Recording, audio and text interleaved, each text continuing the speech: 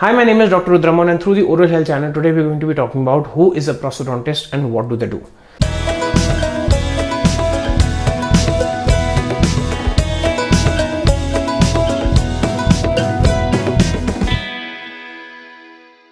So this is a branch of dentistry which is known as prosthodontics, crown and bridge.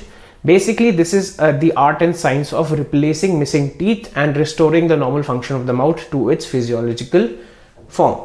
Now, a prosthodontist has done their masters in prosthodontics over 3 years, at least in India, and they do their different diplomas or different types of courses that they have to do for advancements. And at the same time, they are very well trained in material science when it comes to caps, the crowns and the bridges, and the material that is used in the restorations.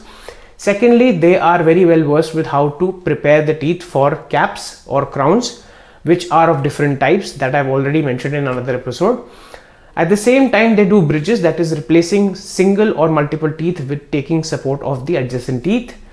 They also do dental implants that are basically titanium materials that are screwed into the bone, which really bond to the bone, and they do all on 4 or all on 6. These are full mouth restoration with implants for people who don't have enough ridge to be supported with a removable denture. They also specialize in dentures, complete dentures, partial dentures. They do full mouth reconstructions of teeth and dentition that have been worn out. They also help in deprogramming and reprogramming the bite of a person who has lost many of their teeth, and they are very well versed with the jaw relations of the upper and lower members of the jaw. So that's it for today. Please like, share and subscribe, and do press the bell icon for important updates. If you want to get in touch with me, here are my social media handles and my WhatsApp number.